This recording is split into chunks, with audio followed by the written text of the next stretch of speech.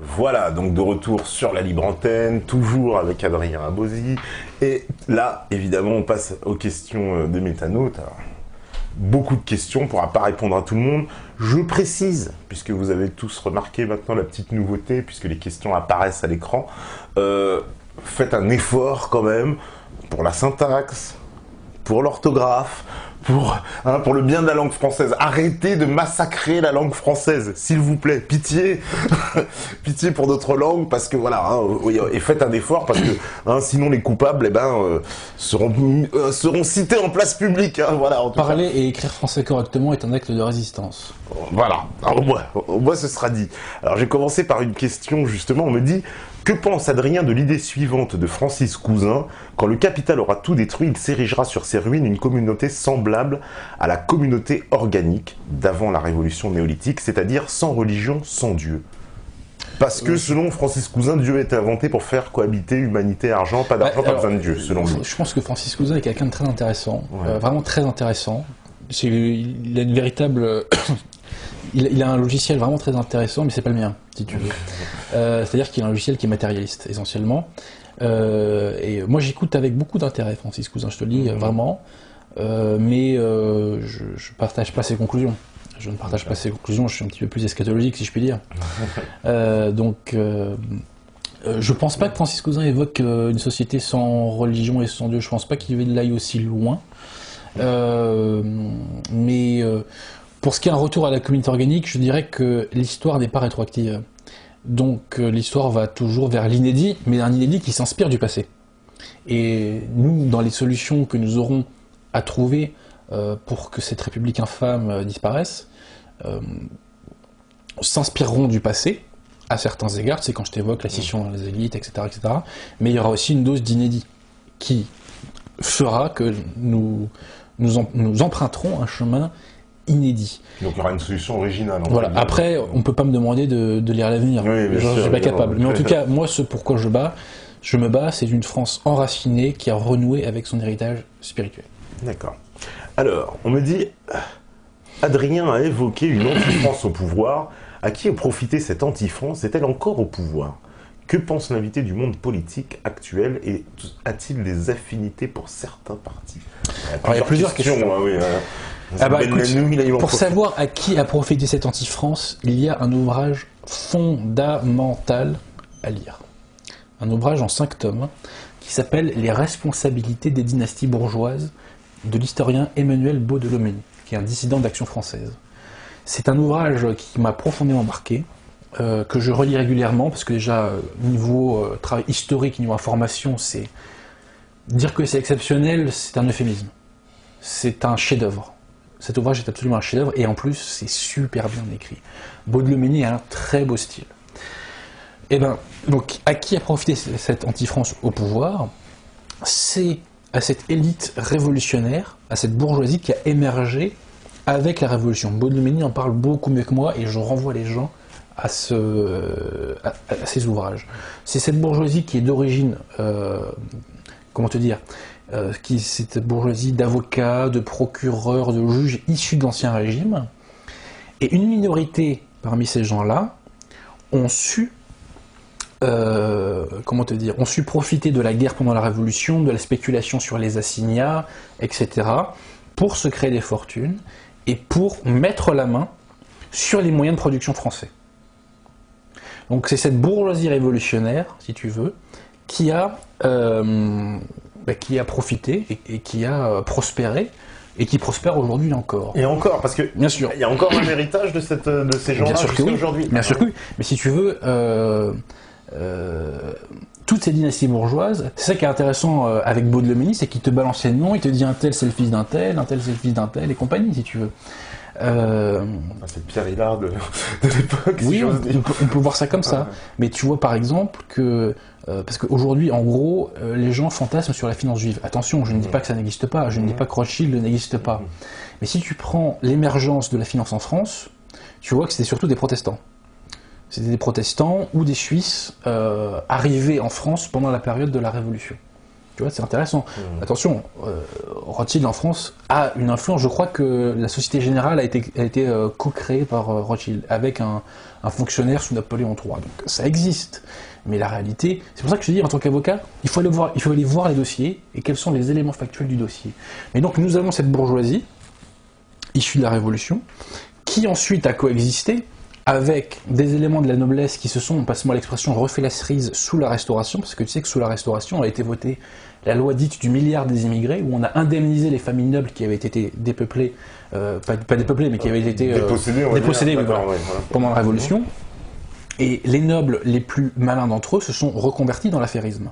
C'est pourquoi aujourd'hui, dans la bourgeoisie française, tu vois beaucoup de particules. Tu vois. Mais donc il y a eu cette espèce de coexistence entre cette bourgeoisie révolutionnaire et cette noblesse reconvertie à l'affairisme jusqu'au XXe siècle. Et à partir du XXe siècle, elles ont commencé vraiment à se marier entre elles et à se fondre. Et donc voilà, tu vois. Alors pour ce qui est de la fameuse finance juive dont on parle tout le temps, il y a une part de réalité là-dedans. Ça a commencé à émerger sous Napoléon III avec Foulques qui a financé le coup d'État de Napoléon III, avec Rothschild aussi, qui est arrivé vraiment en force sous le Troisième Empire, notamment via la guerre de Crimée, puisque Rothschild était le seul à pouvoir convertir les monnaies sur place. Enfin, tu vois, il y avait une histoire de conversion de monnaie. Mais ne voir que cet élément de se focaliser sur la finance juive quand on parle de l'oligarchie française, c'est du délire. C'est du délire. Et Baudelomény l'explique bien mieux que moi. Et Baudelomény t'explique que quand il y a eu, tu sais, les critiques de la finance juive fin du XXe, via Drummond et compagnie, il disait les dérives qui étaient pointues du doigt n'étaient pas forcément fausses, mais ce n'était qu'une partie de la réalité. Tu vois. Et Baudelomény, je peux te dire que les mecs, ils les alignent à part un, hein, les mecs, les bourgeois qui ont saboté l'intérêt général de la France. Il est de quelle époque, cet auteur? Alors, c'est un dissident de l'Action française, donc tu vois, sa date de naissance précise, je pourrais pas te la donner, mais il est mort dans les années 70. Ah, donc il est bien à la fin du 19e plutôt, ouais, début 20e, ouais, début 20e, 20e, début 20e, tu vois, il a fait, début 20e. Et, enfin moi, c'est un ouvrage qui m'a profondément marqué, je crois qu'il est dans le top 10 des ouvrages, non, je te parle pas de littérature, hein, mais qui m'ont marqué. Donc voilà. Et ce qui est très intéressant, donc, c'est ce concept de dynastie bourgeoise. Il évoque aussi les actionnaires de la Banque de France. Et il faut savoir que, tu sais, les actionnaires, les fameuses 200 familles, c'était une référence aux 200 actionnaires de la Banque de France. Donc parmi ces actionnaires de la Banque de France, tu avais des banques, tu avais des sociétés d'assurance et compagnie, mais tu avais aussi ce qu'on appelle en droit des personnes physiques, pour se faire comprendre, des oligarques. Et notamment, tu avais par exemple la famille Chaudron de Courcelles. Tu connais la famille Chaudron de Courcelles? Non, pas du tout. Eh ben, c'est la famille de Bernadette Chirac. Chaudron de Courcelles, c'est le nom de jeune fille de Bernadette Chirac. Ah oui, c'est vrai, j'avais pas entendu ça. Bah, et tu vois, là, tu vois, c'est pareil, tu vois, la femme de Giscard, dont j'ai oublié le nom, appartient à une dynastie bourgeoise. Oui, tout à fait. Ouais. Ernest Fontaine-Cellière est le lointain descendant des Vindel. Donc oui, tu vois, qui fait partie des dynasties bourgeoises. Et puis aussi son arrière-arrière-grand-père baron, qui était aussi... qui avait participé sur la fameuse expédition d'Algérie aussi. Alors ça, je sais pas. Je t'avoue que... C'est dans le livre de Pierre Péon que j'ai lu ça. Il y a une banque française qui s'appelle... c'était 3 dynasties protestantes. C'était Schlumberger, Neuflize, et il y en avait une troisième mais que j'ai oubliée. C'était Schlumberger... Enfin bref, j'ai oublié. Mais tu vois, il y a cette banque aujourd'hui... c'est l'héritière de... c'est Malais, voilà. Tu vois, c'était 3 dynasties protestantes qui ont acquis des parts à la Banque de France en 1800. Et aujourd'hui, on en voit l'héritage. Parce que tu sais, il y en a qui nous disent que Napoléon a muselé l'argent. Mais arrêtez de rêver, les mecs. Napoléon était le commis de ces gens-là. Napoléon, dès qu'il arrive au pouvoir, il fait la Banque de France. Oui. Il fait ça, et il donne les pleins pouvoirs à ces mecs-là. Ce que dit Guillemin d'ailleurs. Donc, mais Guillemin pompe Baudelomény, mais il ne le cite jamais. Ah non, mais c'est du 100% là, c'est du copier-coller là. Et comme Guillemin a une horreur de la droite et de l'Action française, et comme Baudelomény vient de l'Action française, ben c'est interdit de le citer. Ah d'accord. Mais si vous voulez vraiment connaître la genèse de la bourgeoisie révolutionnaire, de la bourgeoisie progressiste, lisez Baudelomény et lisez Henri Coston. Henri Coston qui a été diabolisé parce qu'il était un peu antibiotique, c'est pas totalement faux, mais la question n'est pas là, la question de savoir si ce qu'il dit est vrai et juste. Et d'ailleurs des gens du système et de l'université, comme Simon Epstein par exemple, comme Pierre Assouline, qui nous disent Coston, c'est vrai qu'il est un peu sulfureux, mais ce qu'il balance n'est pas totalement faux. Voilà. Donc, et je dénonce je connais une librairie qui vend du Coston, et un présentateur télé qui était à France 5 longtemps, un peu fort, je ne donne pas de nom, a acheté l'intégrale de Coston. Tu vois, non, putain, d'accord. dis pas. Pas moitié, mais bon, je dis ça comme ça. Voilà, au pif, tu vois. Donc, Coston, D'accord. c'est pas que de conneries. Donc, lisez Baudelaire-Ménini et lisez Coston. D'accord. Alors, on me dit, Adrien Abosi a-t-il des conseils pour organiser la résistance depuis la Belgique? Oui, qui est un pays très jeune et qui a des années-lumière du réveil français. Alors, le problème en fait, moi, le conseil que je donne aux Belges, c'est de se rattacher à la France, déjà, puisque moi, je suis pour l'annexion de la rive gauche du Rhin, de toute la terre jusqu'à la rive gauche du Rhin, sauf la Hollande. À la Sarre et tout. Ah ouais, moi, je suis un peu énervé. Ah bon, d'accord, la Belgique, la Hollande et la Sarre. C'est pas demain la veille. Mais en fait, bon, je vais te dire, je connais pas la réalité de la Wallonie, donc c'est très difficile pour moi. Le conseil que je leur donne quand même, c'est de tout faire pour se rattacher à la France. Allez, rattachiste, parce que là-bas, il y a un mouvement rattachiste. Ah, tout à fait, ouais. Et surtout, bon, les Flamands ne veulent plus vivre avec vous, donc soyez sérieux. Après, le problème, c'est que la Wallonie est devenue un dépotoir, tu vois. Et en fait, t'as l'immigration-invasion et tu as la mafia socialiste, quoi. Mais bon, de toute façon, c'est pas demain la veille, et le jour où on pourra rattacher la Wallonie, c'est qu'on aura fait les ménages en France et qu'on aura les moyens de faire les ménages là-bas aussi. D'accord. Alors, on me dit, Monsieur Abosi, comment ne pas comprendre les mouvements de population sud-nord, sachant que le clivage qui existe depuis des années, les richesses et la prospérité du Nord n'est plus à démontrer, compte tenu du climat actuel, des révélations de Wikileaks et autres sur la prise de contrôle des USA sur le Maghreb programmée depuis longtemps, comment ne pas comprendre la fuite des Syriens? N'est-ce pas simplement la suite logique qui peut être encadrée par des passeurs frauduleux mais légitimes en soi? Non, pour moi, ce sont des déserteurs. Et par exemple, on évoque le Maghreb, mais moi, enfin, si tu veux, je suis pas très fan de Danton, mais il disait qu'on n'emporte pas la patrie et la semelle de ses souliers. Ben voilà. Moi, je suis quelqu'un d'enraciné, si tu veux, et je ne peux pas comprendre qu'on quitte son pays. Attention, on peut le quitter pour de véritables motifs impérieux. Je dis pas que tous les Français qui partent à l'étranger sont des connards. C'est pas du tout ça mon propos. Quand tu trouves pas de boulot en France et que tu galères et que tu pars à l'étranger, je peux le comprendre. La différence, c'est que le Français qui part à l'étranger, il n'est pas au crochet de la société dans laquelle il va. C'est la petite différence. Et l'autre différence, c'est que il ne dépersonnalise pas le pays où il va, parce que il n'y a pas 15 millions de Français, si tu veux, dans un territoire. Mais non, moi, les réfugiés syriens qui parfois ont des têtes de Pakistanais, hein, n'est-ce pas, ou noirs, hein, des Syriens noirs, je ne savais pas que ça existait. On nous dit il fuit la guerre, mais ça s'appelle comment quelqu'un qui fuit la guerre? Je veux dire, c'est comme si quand les Allemands nous ont attaqués en 14-8, les Français s'étaient barrés aux États-Unis. Enfin, je veux dire, non. Moi, je ne les comprends pas. Alors, je dis pas que on n'a pas foutu la merde chez eux, et je ne dis pas que c'était judicieux de notre part de le faire, mais ça ne justifie pas notre invasion en retour. Et moi, je pense, j'ai pas un logiciel de gauche, je pense aux intérêts de la France.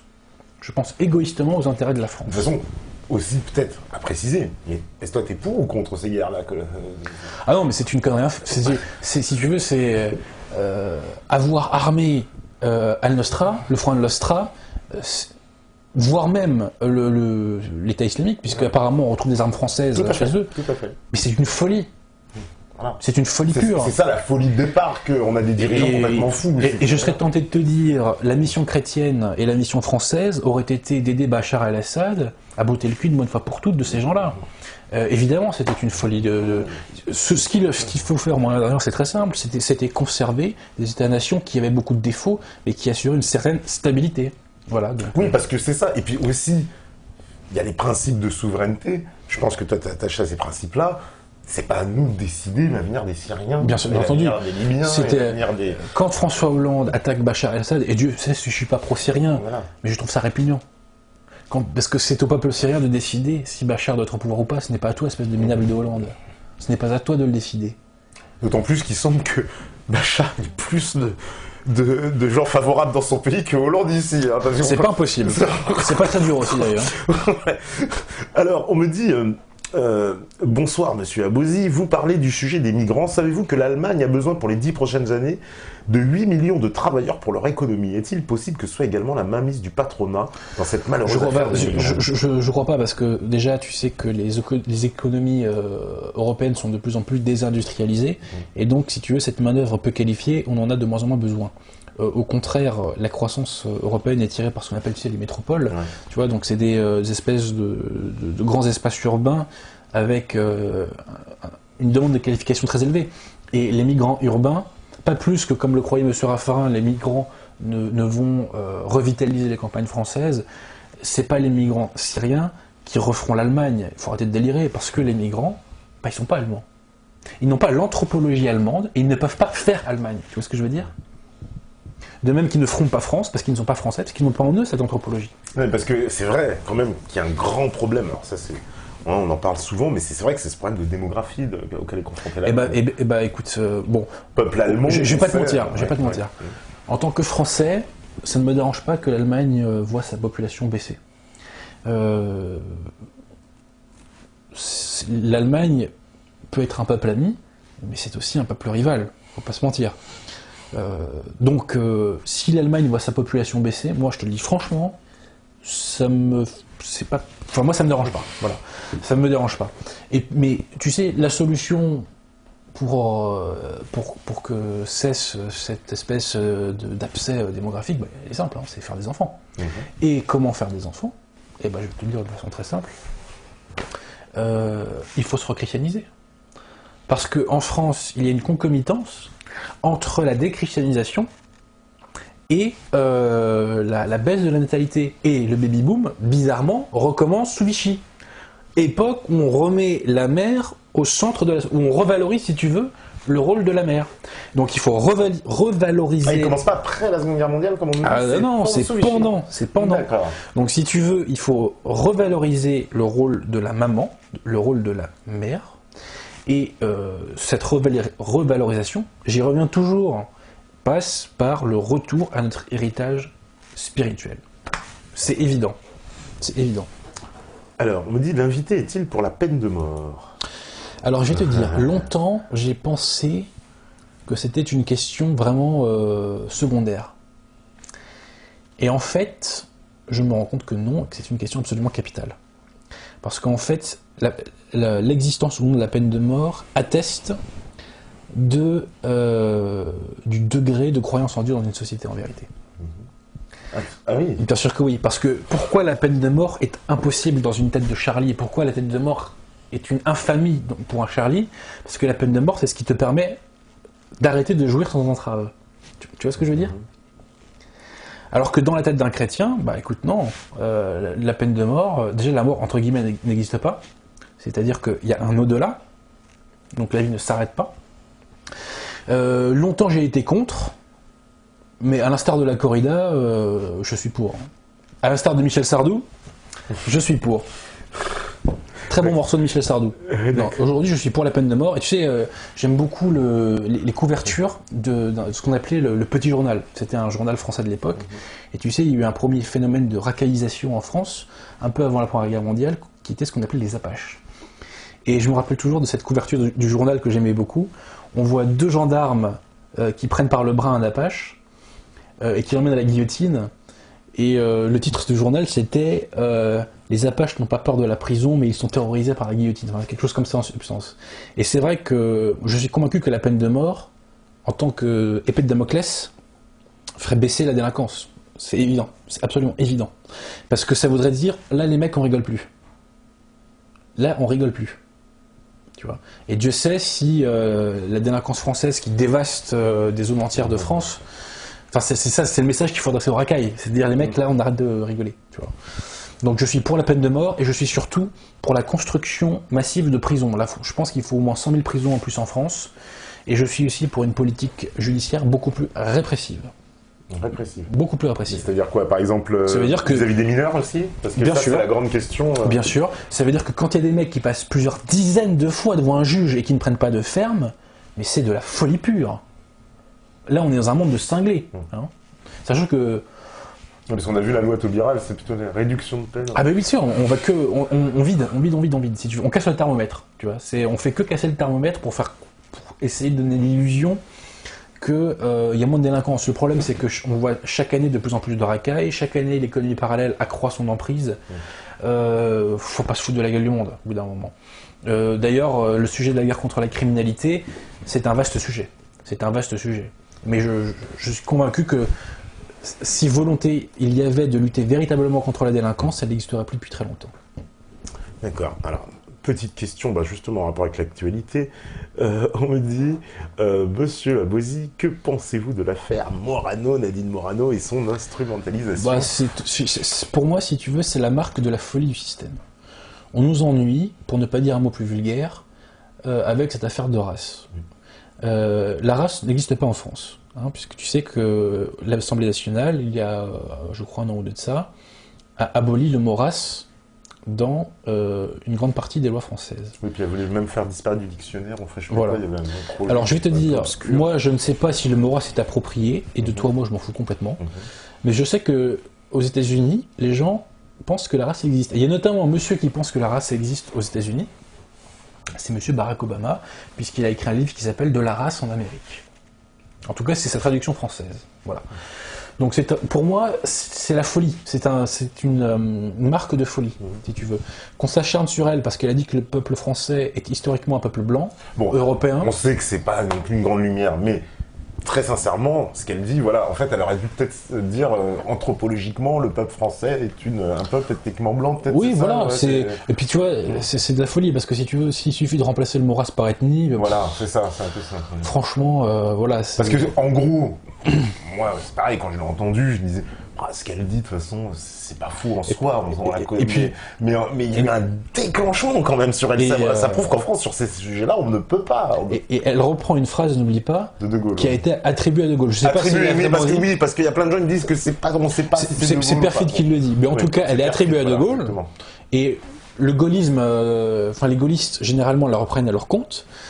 Donc, là, il faut être cohérent, messieurs les républicains. Vous prétendez gaulliste, voilà.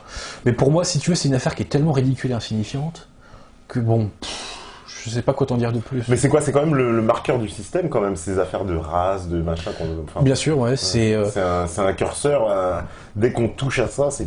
Voilà, ouais. Alors, de toute façon, c'est très simple. Parce que là, elle a été virée quand même de son poste. Je vais te dire, c'est toujours sa lumière, c'est que il faut créer un homme nouveau dépouillé de tout passé. Et la race est une façon de se rattacher à la filiation. Tu vois ce que je veux dire? Donc, effectivement, la race ne doit pas exister. Et puis demain, ça sera l'ethnique qui devra plus exister, tu vois. Et puis après-demain, ça sera la couleur de peau. Et puis peut-être encore après-demain, ça sera les couleurs de cheveux qui n'existeront plus, tu vois. Parce que moi, je me fais l'avocat du diable, mais c'est pas parce qu'il y aurait des races que ça veut dire... Parce que, en fait, peut-être ce qui est dans l'esprit des gens, c'est race égale supériorité des races. Je vais te dire ça, ça, tu vois, c'est là que les gens se révèlent.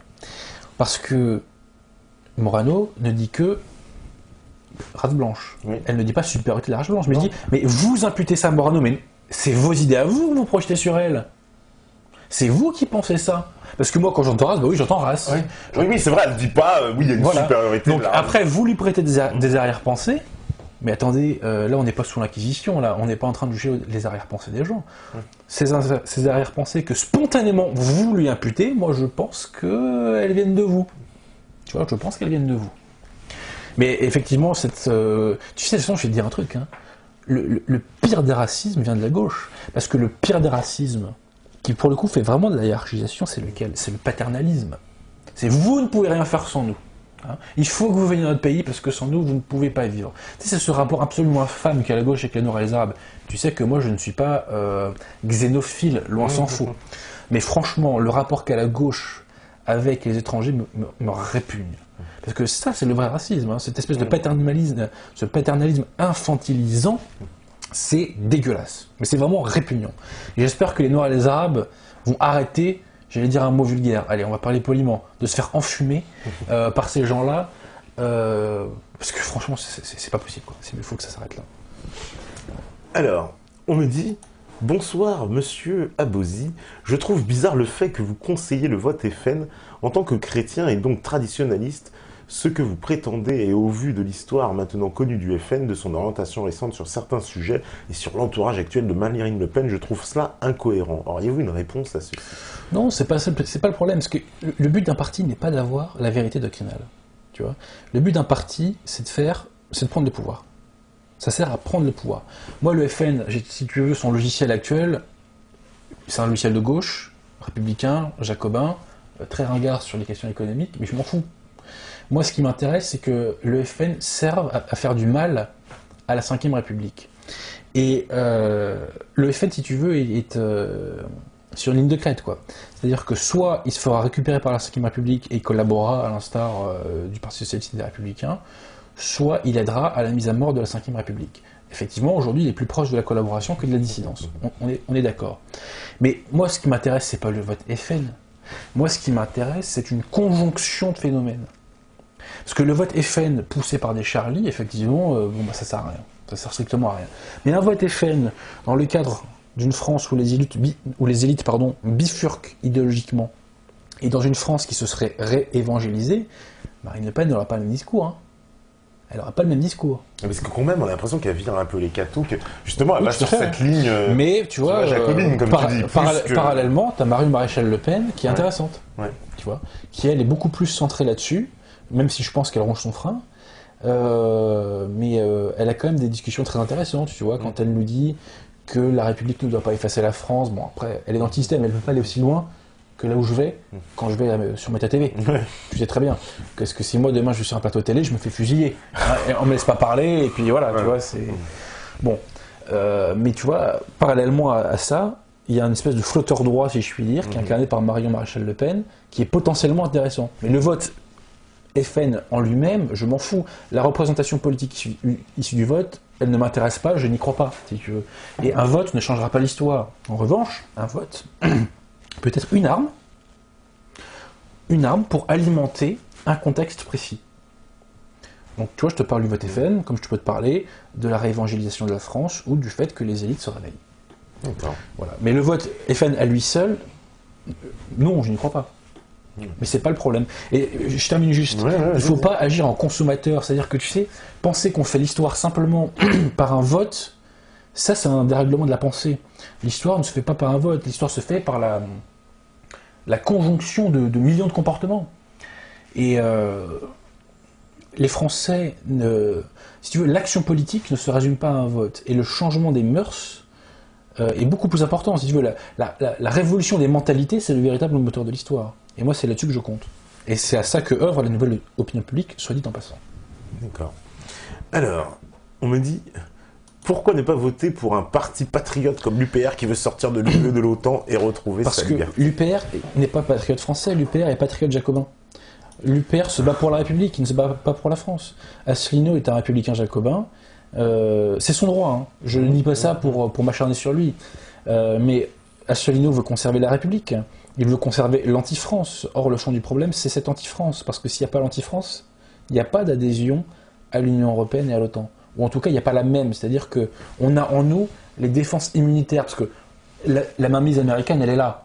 L'influence américaine, elle est là. Le problème, c'est qu'aujourd'hui, le peuple est désarmé. Anthropologiquement, face à ça, si tu veux. Culturellement, il est désarmé face à ça. Et Asselineau, si tu veux, lui, il est pour le maintien de ce que j'appelle la République des Lumières. C'est un défenseur de l'anti-France. Il est pour le multiculturalisme, il est laïque. Ce qui est très intéressant, j'avais vu une vidéo d'Asselineau où, tu sais, il refaisait les billets des francs. Oui, tout à fait. Et bah, tu vois, la moitié des mecs qu'il met, c'est des mecs de l'anti-France. Il mettait Gambetta, je crois. Enfin, tu vois, oui, il y a Gambetta. Voilà, pourquoi pas Clémenceau, quoi. J'appelle au service de Sa Majesté, moi, Clémenceau, parce que c'était un agent d'Angleterre. Oui. Donc, Asselineau fait ce qu'il veut, hein, c'est un grand garçon. Mais pour moi, ce qu'il défend, c'est pas la France. C'est la République des Lumières. Et c'est l'un ou l'autre. On ne peut pas concilier la France et l'anti-France. Le bien et le mal ne sont pas conciliables.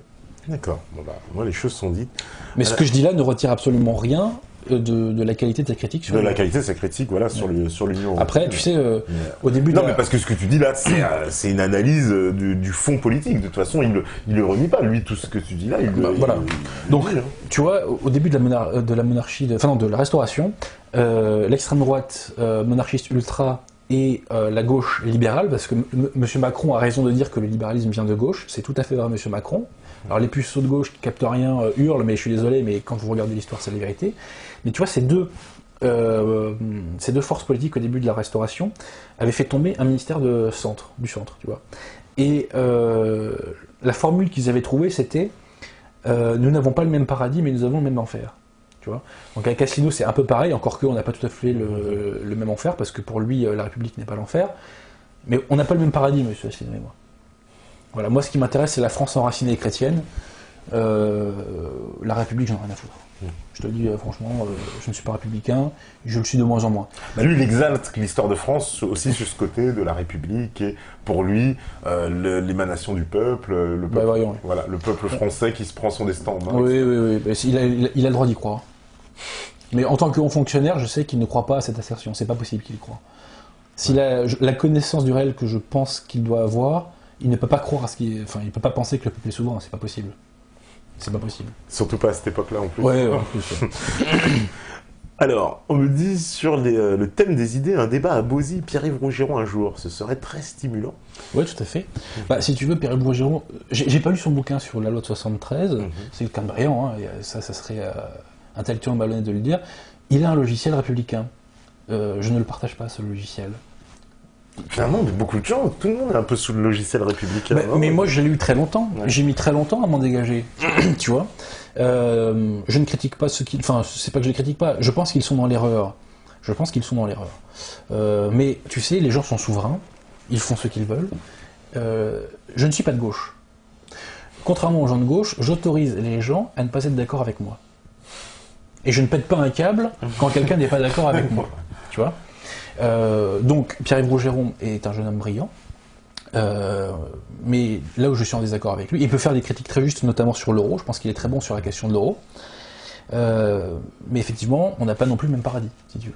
Parce que moi, ce qui m'intéresse, c'est pas la République, c'est la France enracinée et chrétienne, et si possible monarchique.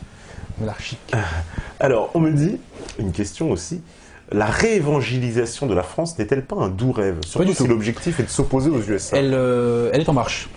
Moi, je vois beaucoup de gens autour de moi qui se font baptiser, et d'ailleurs, j'incite toutes les personnes qui nous écoutent à se faire baptiser, parce que ça, je peux vous dire que le système aime pas. Hein. Là, je m'adresse aux métanotes. Ça, vous savez, si la République s'est acharnée à déchristianiser la France, c'est pas pour rien. Et donc, baptisez-vous, soyez un bon chrétien. Et croyez-moi, ça, le système n'a pas aimé. Ça, c'est l'une des causes. Ça va métamorphoser votre vie dans tous les sens, y compris d'un point de vue matériel. Hein. J'incite vraiment les gens à le faire. Et on me dit souvent, monsieur Abozy, qu'est-ce que je peux faire pour lutter contre le système? Bah, commencez par faire ça. C'est beaucoup plus efficace qu'un vote, qu'un bulletin de vote. D'accord. On me dit, quelle serait la première chose à faire pour retrouver notre souveraineté? Ne pensez-vous pas que le processus de désinternationalisation ne peut se faire d'un seul coup? Ce serait quoi, le premier acte fort à faire? Bah, le premier acte fort, c'est changer de régime. Hein. Puisque la Ve République a flingué la France. C'est la pire période de l'histoire de France en temps de paix. C'est absolument évident. Il y a l'âme de la France est sur le point de crever. Je pense qu'elle ne le crèvera pas. Le bon Dieu ne le permettra pas. Mais la Ve République a poussé la défrancisation à fond les manettes, quoi. Donc tu vois, l'immigration, la vassalisation à l'Union Européenne, aux États-Unis, etc. Il n'y a pas de souveraineté avec la classe politique qu'on a. Tous ces gens-là doivent dégager. Il faut un nouveau régime, quitte à ce que ce soit ce que je pourrais appeler une République zéro, tu vois. Un régime transitoire, qui serait une République qui ne soit pas dans la filiation des 5 républiques qui ont précédé, mais qui soit une république fondée sur l'héritage spirituel de la France, un peu comme voulait faire Pétain d'ailleurs, hein, parce que Pétain avait fait une constitution républicaine. Mais elle était très imparfaite, ceci étant, hein, sa constitution. Donc, moi il me semble que la seule façon de recouvrer notre souveraineté, c'est de changer de régime. Parce que il faut que, déjà, les fondements de notre société changent, les fondements de notre droit changent, et il faut surtout dégager cette classe politique de traîtres, quand même. Hein. Parce que ces gens-là, si Pétain est un collabo, excusez-moi, hein, Quid de vous, messieurs et monsieur et mesdames, de la 5ème République, hein. Ouais. Vu tout ce que vous nous avez mis depuis plusieurs décennies, je crois que là il faut faire une émission pour lister toutes les trahisons des gens qui sont au pouvoir. Alors, on me dit pourquoi la grand-messe médiatique laisse-t-elle Zemmour et Onfray s'exprimer et pourquoi fait-elle un peu de pub pour la dissidence? Alors la pub pour la dissidence, je la vois pas beaucoup. Ouais, pas trop. Ouais. Et en plus, il faut s'accorder sur ce qu'on met derrière le mot dissidence, hein. Ouais. Mais écoutez, Zemmour et Onfray, c'est simple, hein, il y a quand même besoin de faire un peu de spectacle, et puis c'est Zemmour et Onfray sont tout simplement quasiment les deux derniers qui en font un peu. Mais ce qui est intéressant, c'est que le système a compris que pour faire du buzz, il fallait dissonner avec la doxa. Et sachant que bon, Onfray, pour moi, il y a des gens qui sexualisent Onfray. Il est très, il est républicain. Voilà. Aussi, il le mais dit, ça n'empêche pas que ce soit quelqu'un d'intelligent. C'est vrai qu'il apporte quand même sa petite idée de souveraineté. En fait, c'est rien que ça, cette idée-là, se fait de lui un dissident. C'est vrai. Exactement. Donc, et puis même sur l'immigration, il amorce une critique. Oui. Mais bon, Onfray, moi, il me fait pas rêver. Hein. Franchement, alors, il est brillant, il parle très bien, il écrit bien Onfray aussi. Faut lui reconnaître. Moi, j'ai lu son bouquin sur Freud, j'ai trouvé très bien écrit. Mais bon, après politiquement, pour moi, il est tellement à des années-lumière de ce qu'il faut faire que bon, c'est. Et puis il a fait une tribune dans Le Monde qui est totalement ridicule récemment, où il s'adresse à Marine Le Pen, où il dit je suis un athée social, je suis pour le mariage gay, je sais pas quoi. Bon, ok. Si tu veux, Michel, si tu veux, tu fais ce que je vais te dire. Alors, on me dit la dite anti-France. Ne serait-elle pas simplement un peuple étranger et sournois éternellement hostile à nous qui est aux commandes en jouant sur l'émotion et l'empathie? Alors je crois savoir quel réseau communautaire est visé, Ouais. mais je dis non, l'anti-France, c'est beaucoup plus compliqué que ça. Enfin, c'est beaucoup plus compliqué. Non, c'est pas ça. L'anti-France, c'est la République des Lumières. Après, la République des Lumières va s'appuyer sur des réseaux communautaires qui ne partagent pas l'héritage spirituel de la France. Mais tu sais, tu prends l'affaire du rabbin Bernheim, qui s'est opposé au mariage pour tous. Ouais. Et moi, j'avais vu des extraits des commissions parlementaires, et j'ai pas de judéophilie. Je suis obligé de reconnaître que le rabbin Bernheim, c'est le mec qui avait le plus retourné les mecs de la commission, tu vois.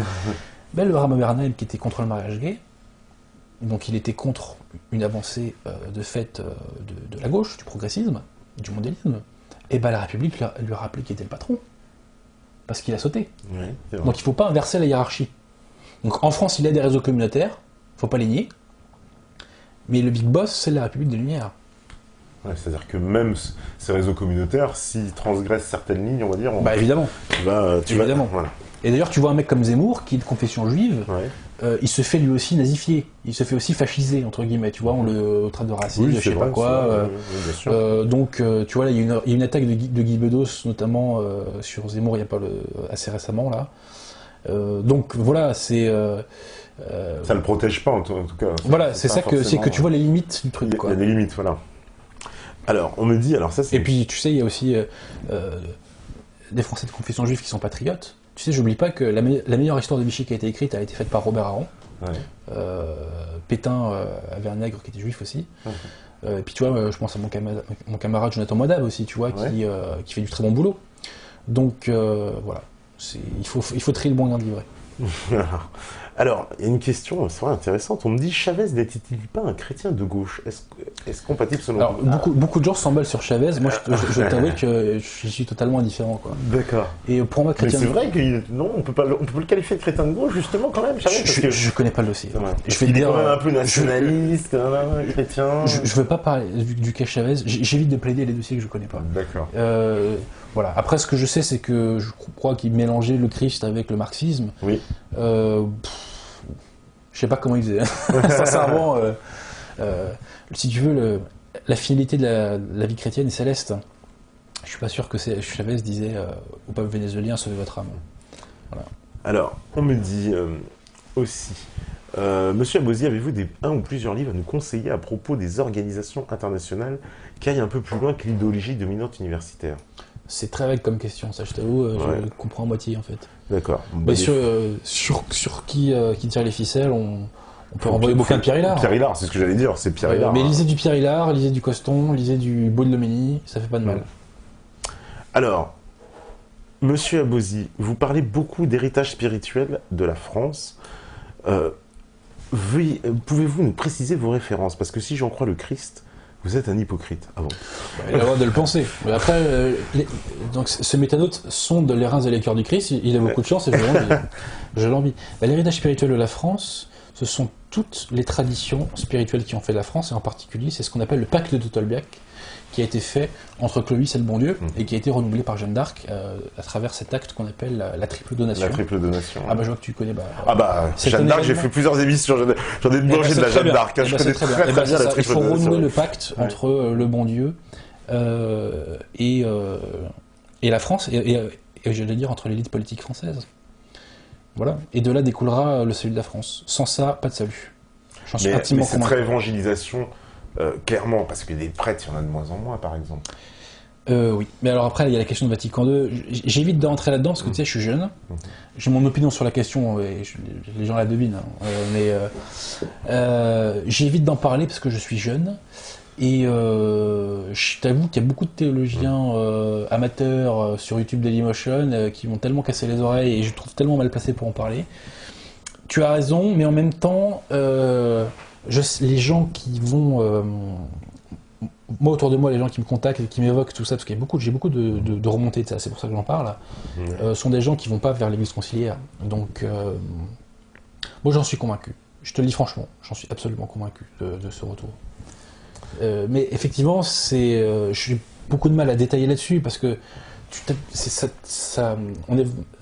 on traite tellement d'un sujet intime pour les gens que je ne peux pas deviner, si tu veux, le fort intérieur des millions de gens. Maintenant, je pense qu'on va aller dans ce sens-là. J'en suis convaincu. Alors, on me dit, la Déclaration universelle des droits de l'homme, base de notre Constitution, est déclarée sous les auspices de l'être suprême. Qui est cet être suprême au-dessus de toutes nos lois? Tu sais, à l'époque, les mecs qui ont écrit ça étaient plus ou moins francs-macs. Et puis, tu sais, ils étaient déjà dans une logique de décatholicisation de la société. Donc, on a essayé ces gens-là ont essayé de javeliser le catholicisme, ou de javeliser la religion. Alors, la Déclaration universelle des droits de l'homme, petite parenthèse, c'est pas tout à fait le même document. C'est la Déclaration de 48, tu sais, qui a été faite par René Cassin. Mais ceci étant, donc l'être suprême, effectivement, c'est dans la Déclaration des droits de l'homme. C'est très curieux comme tournure, probablement d'origine maçonnique. Et donc, dans ces cas-là, si tel est le cas, j'ai pas le tampon béton, mais il y a un faisceau d'indices qui laisse supposer que.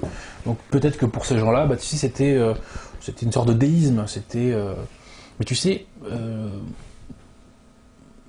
Vous êtes imprégné quand même. Oui, voilà, c'est ça. C'est fait pour faire mal penser, si je puis dire. Il ne faut pas aller vers la vérité. Nous sommes dans un monde qui repose sur le mensonge, et il ne faut pas aller vers la vérité. Voilà. Alors... Dans la logique du système, bien entendu. Alors, qu'est-ce qu'on me dit? Adrien pense-t-il, comme Pierre Hillard, que les racines du mondialisme se trouvent dans la religion juive? CF, l'émission géniale de Pierre Hillard à Méta TV. Si tu veux, il y a différents moteurs. Et effectivement, il y a des réseaux communautaires juifs qui ont participé à la mise en place du mondialisme. On parle souvent des Rothschild. Lui, Pierre Hillard, ici, il avait beaucoup parlé d'une alliance judéo-protestant, en fait. Ce qui est très intéressant, si tu veux, c'est le cas Cecil Rhodes, qui effectivement est un oligarque anglais, mais Cecil Rhodes a pu faire ce qu'il a fait parce qu'il a été sous la finance de Rothschild. Donc si tu veux, il y a des éléments qui sont absolument incontestables d'un point de vue factuel. Après, ce n'est pas le moteur unique. Tu prends un mec comme par exemple Koudenov-Kalergi, je crois qu'il était autrichien donc catholique, et qui moitié japonais aussi. Ouais, tout à fait. C'est un personnage assez fascinant. Mais tu vois, il était catho, tu vois. Donc effectivement, parmi les moteurs du mondialisme, on retrouve des éléments des élites juives. Mais il ne faut pas s'attarder uniquement sur celui-ci. Et j'ai envie de dire, c'est presque dommage, parce que ce serait très facile, si tu veux. Mais ceci étant, le boulot que fait Pierre, vraiment, je rends hommage au travail de Pierre Hillard, qui fait depuis 15 ans, parce que le travail qu'il a fait sur le mondialisme, parce qu'il n'a pas que parlé de la religion juive, il a parlé de plein de choses. Il parle de toutes ses ramifications. Bien entendu. Je l'appelle le pape du nouvel ordre mondial. Voilà, mais Pierre comment te dire, il a détricoté le truc, quoi, tu vois, son travail de recherche sur la régionalisation. D'ailleurs, Pierre, tout le monde le pompe, Et il est quasiment jamais cité. Jamais cité, c'est vrai, c'est vrai. Il est quasiment jamais cité. Tout à fait. Je ne dis pas de nom par charité chrétienne, Ouais, moi mais, aussi, mais les gens qui font du copier-coller sans jamais citer Pierre, bon, voilà, c'est... Parce qu'il est souvent repris, mais voilà, et comme effectivement, Mais tu je ne sais, cite pas. pour les racines du mondialisme, parallèlement à la question juive, il ne faut pas non plus oublier une chose, c'est qu'à la base, il y avait un ordre chrétien en Europe, et cet ordre chrétien, le problème, c'est qu'il s'est auto-détricoté à beaucoup d'égards. Et je renvoie les gens à un livre exceptionnel de l'amiral Offand, qui s'appelle « Le drame de la désunion européenne ». Tu vois ? Le drame de la désunion européenne. Et si tu prends les moteurs en France, enfin les explosions de mondialisme en France qui ont été 89 et 1944, Ouais. bah, je suis désolé de dire, mais c'est pas les Juifs qui l'ont fait. Tu vois. Et je ne dis pas ça par judéophilie. Tu vois, je ne suis ni judéophile ni antisémite. J'essaie de regarder les faits tels qu'ils sont. Et je dis que les faits n'ont pas une vision aussi réductrice. Voilà. Okay. Et déjà, si je te dire, si on mettait à l'amende les Lumières, on aurait fait 99% du boulot. Renouons avec notre héritage spirituel, parce que si tu veux, le mondialisme, sous Philippe Auguste ou Saint-Louis, il n'aura pas tenu très longtemps. Hein. On me dit, j'avoue, alors, une question un peu polémique, on me dit, j'avoue avoir du mal avec la manière dont vous parlez des réfugiés. Vous ne dites jamais pourquoi et à cause de qui ces personnes sont dans cette situation. Les fautes, les gars, les fautes. Eh ben, j'ai envie de dire, quand bien même je ne le dirais pas, ça ne change absolument rien au fait que ces mecs-là n'ont pas à foutre les pieds chez nous. C'est tout. Alors ceci dit, on en a déjà parlé, hein, des responsables potentiels, donc le monsieur n'écoute pas très bien. C'est pas grave, mais en ce qui concerne les réfugiés, vous avez du mal. Tu sais, moi je note que beaucoup de Français d'origine immigrée se sentent rassurés par le fait, enfin Français d'origine immigrée, ce que j'appelle moi très souvent des Français administratifs. Il y a des Français d'origine immigrée qui sont authentiquement acquis à la cause française. Je note qu'il y a aussi surtout beaucoup de Français administratifs.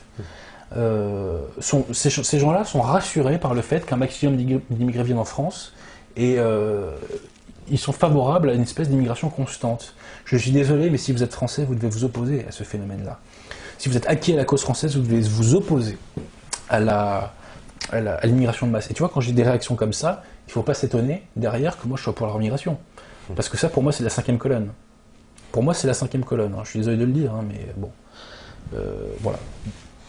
Alors, et quelles que soient nos fautes, les déserteurs syriens n'ont pas à foutre le pied en France. C'est tout. On me dit, que pense notre invité de Vladimir Poutine? Bah, je pense qu'il est russe. Et qu'il défend ses intérêts russes. Voilà. Il défend ses intérêts, en tout cas les intérêts de son oligarchie. Il les défend certainement beaucoup mieux que la France défend ses intérêts. Tu sais, Poutine défend ses intérêts, c'est absolument incontestable. Donc nous, ça nous fait bizarre, parce qu'on n'a plus l'habitude on n'a plus l'habitude de ça, c'est vrai. Et puis il a une grande popularité en Russie. Je pense qu'il faut trouver un bon équilibre entre la enfin, je sais pas comment on peut dire, poutinolatrie, et si tu veux, la critique systématique que les médias font de Poutine. Poutine ne me fait pas rêver. Moi, Poutine, j'attends qu'il fasse... je crois que c'est ce qui lui a été demandé... il a été demandé à la Russie, la Russie, pour effacer la révolution, la révolution communiste devait se consacrer au cœur immaculé de la Vierge. J'attends que Poutine consacre la Russie au cœur immaculé de la Vierge. Je suis comme la France, d'ailleurs. Exactement. Ouais. Fatima, si je ne me trompe pas. Ouais. Et là, franchement, s'il fait ça, je dis, ah putain, chapeau bonhomme. Tant qu'il ne l'a pas fait, il valide les causes du mondialisme. Tu vois ?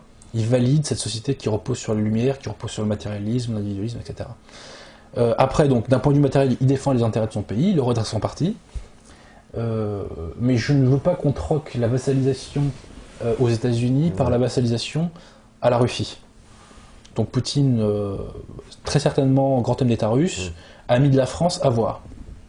À voir. Mais on peut s'appuyer sur la rivalité Poutine-États-Unis pour nous dégager de notre vassalisation. Donc il y a peut-être effectivement des choses à faire avec lui. Quelque chose à faire avec lui, quoi. En tout cas, il défend l'intérêt de son peuple, et ça, c'est tout à son honneur, on pourrait dire. Alors, on me dit, ne pensez-vous pas que le catholicisme a perdu sa sève spirituelle et que c'est justement ça qui a provoqué la chute de la France? 100% d'accord. D'accord. C'est-à-dire que les élites françaises catholiques se sont suicidées et elles ont entraîné... C'est pour ça que tu vois, sur la question juive, je suis mesuré. C'est que si les élites françaises avaient conservé leur logiciel, jamais la France, déjà, ne se serait laissé dominer par les anglo-saxons, parce que c'est quand même le fond du problème. Hein. Le fond du problème, c'est notre défaite face aux anglo-saxons. Tu sais, à la période charnière, révolution, empire. Donc début du 19e. Ouais, c'est le fond du problème. Et on avait toutes les cartes en main. On avait toutes les cartes en main et voilà quoi. Il y a eu ce long pourrissement, mais bien sûr, ce métanote est très, très inspiré. Alors, on me dit aussi, alors j'avais vu une question, voilà. On me dit créer un homme nouveau, déraciné, dépossédé de son passé, mais quel est le but au final? Parce que si tu veux, les philosophes des Lumières étaient fascinés par la notion de raison. Tu vois. Et je crois que c'est Diderot qui avait la formule suivante, attends, laisse-moi me rappeler, il disait que la raison est aux philosophes ce que la grâce est aux chrétiens. Et en fait, si tu veux, les philosophes des Lumières voulaient que l'individu soit dépossédé de son passé, de ses déterminismes, pour que l'individu ne se détermine plus que par la raison, que par l'exercice de sa raison. Et les philosophes des Lumières ne voulaient pas que cet exercice de la raison soit entravé par justement des préjugés familiaux, religieux, etc. Et il faut lire le livre de M. Vincent Payon, La Révolution française n'est pas terminée. Il y a tout dedans. L'école est un lieu de transsubstantiation qui doit transformer l'élève en républicain, je cite, et il te dit qu'il faut abandonner vos déterminismes religieux, familiaux, etc. Et il le dit même dans le JDD, hein. Il a ressorti quasiment une phrase texto dans un interview du JDD en 2012. Oui, puisqu'il avait même, c'est lui qui avait dit la laïcité, la religion de la République. Ouais, et il avait eu même la franc-maçonnerie, je crois. Je crois qu'il y avait de la maçonnerie et la nouvelle religion de la République. Il était allé encore plus loin là. Voilà. Mais remercions-le pour sa franchise. Au moins, oui. Moi, je préfère que les choses soient claires. Hein, je veux pas le, tu vois, Non, bien sûr. Ça me... Alors là, il y a une question évidemment qui a été bien sélectionnée par les métanotes. N'y a-t-il pas contradiction entre soutien de la peine de mort et catholicisme? Tu ne tueras point. Non, c'est pas du tout une contradiction. C'est qu'au bout d'un moment, il faut protéger une société. Il faut protéger la société contre les gens qui contribuent à son implosion, si tu veux. Donc, le devoir d'un chrétien, c'est de faire une société dans laquelle la société est ordonnée pour que nos âmes aillent au ciel. Alors je sais que c'est ringard totalement de dire ça aujourd'hui, mais voilà, c'est ça. Donc si tu veux, tu ne dois pas tolérer la présence d'assassins dans la société. Et pour l'ordre de la société, l'individualité doit dégager. Alors tu vois, il y aurait toute une émission à faire sur l'individualisme. Et le fait que la gauche a violé les cerveaux parce qu'on raisonne systématiquement avec un logiciel individualiste, c'est-à-dire centré sur l'individu. C'est-à-dire le migrant qui débarque, c'est dramatique parce que cet individu est pauvre, il n'a rien, il a perdu sa famille, etc. Mais moi, je ne raisonne pas par rapport à cet individu, je raisonne par rapport à ma collectivité française. Et ma collectivité française, les intérêts de cette collectivité française me disent que ce mec-là ne doit pas foutre les pieds chez moi. D'accord. Mais ça mériterait des ordres du développement. Alors, qu'est-ce qu'on me dit encore là, oui. N'êtes-vous pas en contradiction avec Tepa concernant l'esprit des Lumières dont Tepa, il me semble, alors là c'est il te semble, effectivement mon cher, mais il te semble seulement, a revendiqué plusieurs fois son admiration à Méta TV et a aussi contribué à une partie importante de son éducation. Cam porte bien son nom. Oui, là ouais, là Cam c'est plus le vélo là, parce que bon, premièrement, alors parce que c'est une question qui est un peu adressée à moi aussi, je n'ai jamais revendiqué, comme tu dis, plusieurs fois l'esprit des Lumières, ou alors tu nous trouves la vidéo, hein, et puis on va même balancer la vidéo avec Ben Ajam sur l'esprit des Lumières, oui, voilà, puisque celle-là on l'a. Mon admiration surtout, alors là j'aimerais bien aussi que tu me retrouves les images, mon cher, et une fois que tu auras retrouvé ça, on en reparle, parce que ça, vraiment, faut mais pas dire de ceci bêtises. Étant, nous avons tous été imbibés des Lumières. Ah ça oui, et, qu'on était imbibés, c'est autre chose. Et je peux te dire que moi j'ai mis des années. J'ai mis des années à m'en désimbiber. Et j'ai encore certainement des restes. Bien sûr, bien sûr. Et puis plus, on n'est pas obligé d'être d'accord sur tout avec Adrien, hein, aussi, ça c'est... Faut aussi remettre les choses en place. Qu'est-ce que vous me dites? Oui, que pense Adrien? Ça c'est une petite question un petit peu historique de l'épopée napoléonienne. Il y aurait des milliards de choses à dire dessus. Ouais. Je pense que le drame de Napoléon, c'est qu'il n'a pas su... En fait, il a validé la substitution de l'héritage spirituel de la France par les Lumières, et c'est la cause de sa défaite. Ah, ça c'est intéressant. Mais il y a des milliards de choses à dire sur Napoléon. Mais après, homme. Mais il a validé quand même la Révolution française, Napoléon. Bah, tout à fait. Alors, il a essayé de la concilier, tu vois, en faisant le Concordat et compagnie, mais tu peux pas concilier la France et l'anti-France. Il a essayé un peu de Donc, Napoléon, faire un mélange. Personnage exceptionnel, bien entendu, au destin plus qu'exceptionnel, Napoléon. Comment ne pas être fasciné par toutes ces victoires accumulées? Une armée française quasiment invaincue pendant plus de 10 ans. C'est absolument fabuleux. Moi, je regrette que Napoléon n'ait pas été au service de Louis XVI. Tout simplement. Alors, une dernière question. On me dit des auteurs d'histoire sur la monarchie française à nous conseiller. Oui, alors il y a le fameux Jacques Bainville et il y a Franz Funk Brentano. Beaucoup moins connu, mais passionnant. J'invite les gens à lire son livre notamment qui s'appelle Ce qu'était un roi de France. Ouais. Livre très beau, très touchant. Même, il faut tout lire de Franck Brentano. En plus, il a un très beau style. C'est vraiment, on est très loin de l'académisme jacobin aujourd'hui, qui a un style totalement impropre, informe. Mais surtout, ouais, Franck Brentano, Pierre Gaxotte de l'Action française. Ouais. Voilà. Mais la lecture que je recommande le plus ce soir, c'est vraiment Baudeloménie. Oui. Baudeloménie, ça m'a profondément marqué. Et en plus, pardon de le dire, une âme française prend son pied à lire Baudeloménie parce qu'il a un super style. Donc t'as le fond et la forme. Le fond et la forme, d'accord. Allez, une dernière. Vas-y. La question subsidiaire, on me dit, seriez-vous favorable à un coup d'état militaire en France? Parce que ça, c'est la question. Alors, on a reçu ici le colonel Chamail lundi, je lui pose la question, il a dit c'est complètement illusoire. Je pense que c'est complètement illusoire, et puis tu sais, pour faire quoi? C'est ça la question. Un coup d'état militaire, pourquoi faire? Et sachant que je pense que l'armée française aujourd'hui est totalement républicaine, enfin, je crois pas une seconde. Hein. Elle est très légaliste. Les forces de l'ordre sont très légalistes. En tout cas, lui, ce qu'il avait l'air de dire, c'est qu'en plus, à très haut niveau, en tout cas au niveau des officiers, des hauts gradés, il y avait un consensus total et qu'il il fallait pas compter sur eux. Je t'avoue que je n'ai pas de connaissance de l'état d'esprit des gens de l'armée. Moi, ce que j'espère, c'est que ces gens-là seront s'éveiller à... Je radote, hein, je suis désolé, mais à cet héritage spirituel de la France, parce que notre salut ne passera que par ça. Que par ça. Que ce soit pour régler la question de l'immigration, de la vassalisation aux États-Unis, même la crise économique, enfin tout est lié à ça. Tout est lié à ça. Eh ben, écoute, donc baptisez-vous. Révolutionnez-vous. Ça va pas plaire à beaucoup de monde. J'ai